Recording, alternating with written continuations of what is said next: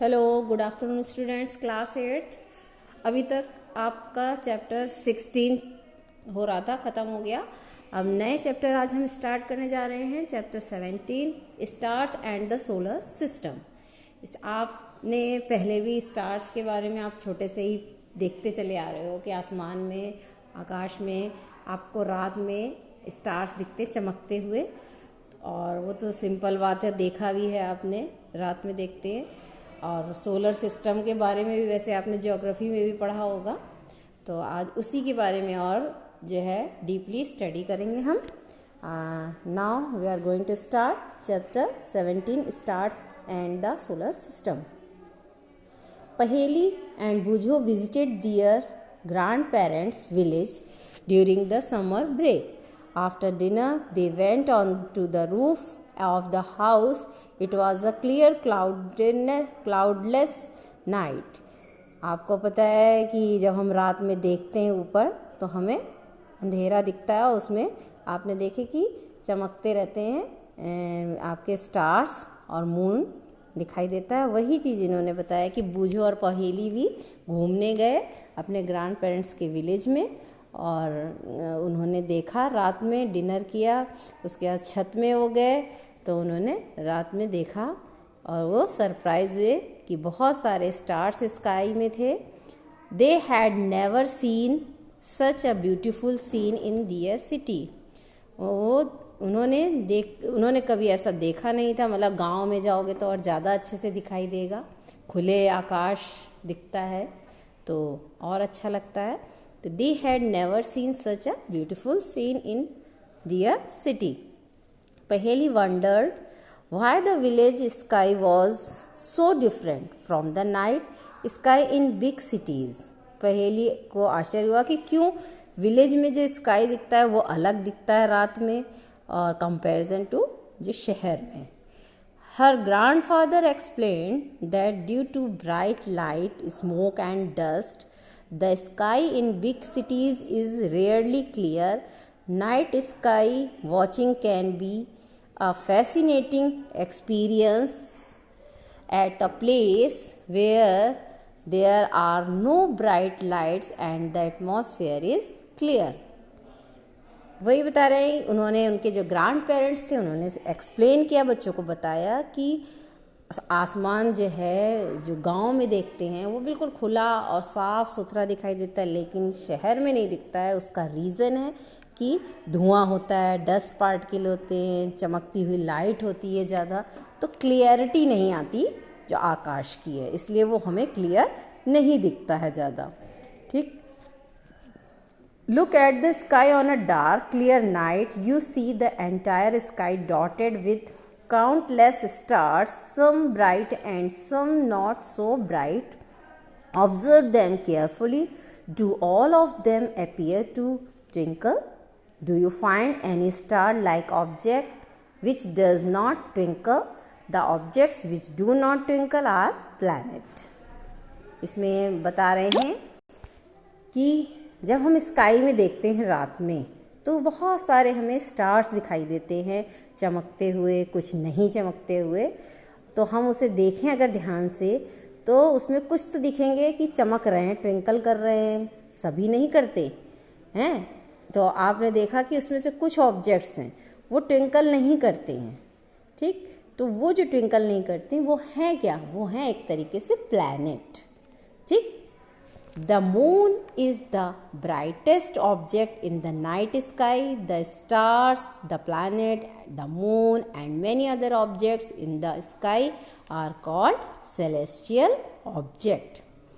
जो हम मून देखते हैं ऑब्जेक्ट है वो भी ब्राइटेस्ट है, नाइट में दिखाई देता है, और स्टार्स हैं, प्लैनेट्स हैं, जितने भी हैं और भी ऑब्जेक्ट्स हैं उन सबको हम सेलेस्टियल ऑब्जेक्ट कहते हैं।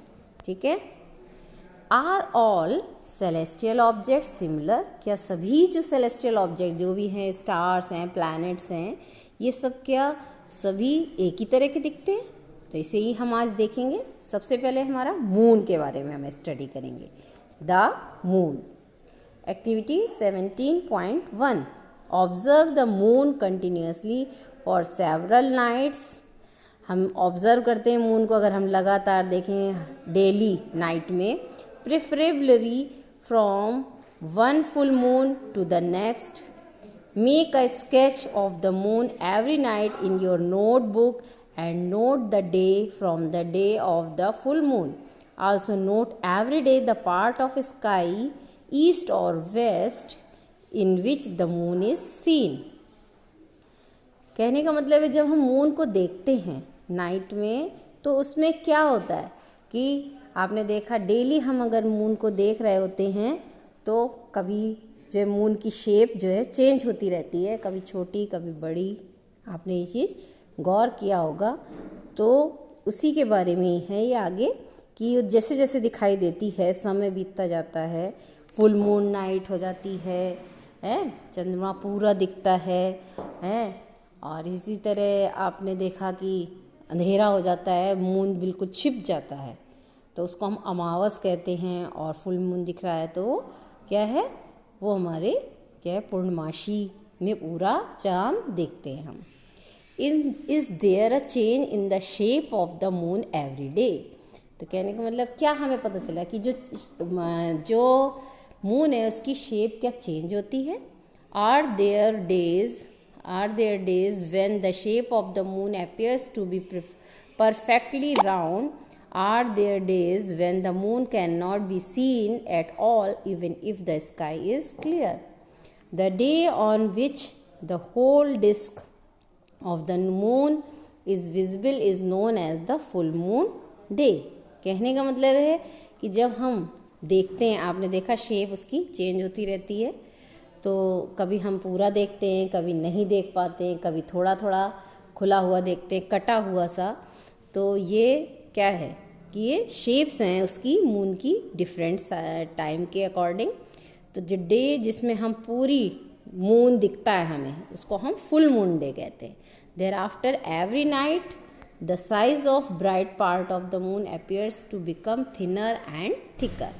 वही चीज़ है कि पतला होता जाता धीरे धीरे समय के साथ। डेली हम देखें तो आपको थोड़े समय के बाद दिखाई देगा कि मून जो है पतला होता जाएगा। ठीक, on the 15th day of the moon, मतलब 15 दिन जब हो जाते हैं मून को, ऐसे ही हम पहले पूरा देख रहे हैं, फिर 15 दिन के बाद अगर हम देखते हैं तो वो हमें जो है थोड़े समय के बाद और 15 दिन के बाद हमें वो बिल्कुल दिखाई नहीं देता है, तो उसको हम न्यू मून डे कहते हैं, मतलब अमावस।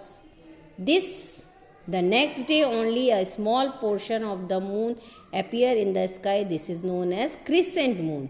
ऐसे ही शेप्स हैं कि जैसे पूरा आपका अमावस हो जाती है तो वो आपको चंद्रमा दिखता नहीं, वो पूरा काला हो जाता है। फिर उसके बाद फिर आप देखेंगे एक एक दिन करके तो फिर वो हमें थोड़ा थोड़ा दिखाई देने लगेगा। तो उस तरह की जो मून दिखाई देता है उसका नेम है crescent moon. Then again the moon grows larger every day. On the 15th day once again we get a full view of the moon. The various shape of the bright part of the moon as seen during a month are called phases of moon. तो ये जो various shapes हमने देखी different part की, जैसा कि हमने देखा मंथ में, तो वो क्या है, फेजेस हैं मून के। ठीक है, the time period between the full moon to the next full moon is slightly longer than 29 days. कहने का मतलब जैसे हमारा फुल मून दिखता है, मतलब पूर्णमासी, फिर जब आपकी दोबारा फिर से फुल मून दिखेगा, समय बीतता जाएगा, वो फिर ढकता जाएगा, फिर आपका अंधेरा हो जाएगा, उसमें पूरा मून नहीं दिखाई देगा, फिर दिखना चालू होगा, थोड़ा थोड़ा पार्ट दिखेगा, ऐसे खुलना शुरू होगा। तो इस तरह पूरा फुल मून देखने में, नेक्स्ट जो फुल मून देखना है एक बार देखने के बाद, वो हमें दोबारा फुल मून 29 डेज के बाद दिखता है। In many calendars this period is called a month. ठीक, तो इस तरह हम उसे एक मंथ भी कह सकते हैं कि जब हमें दूसरा नेक्स्ट फुल मून दिखेगा तो हमें 1 मंथ हो जाएगा। एक मून के बाद नेक्स्ट मून फुल मून देखना है तो 1 मंथ बाद ही हमें दिखाई देगा। तो आई होप आपको ये चीज़ समझ आ गई होगी बेटा। ठीक है, ओके, तो आज पहले इतना ही काफ़ी है।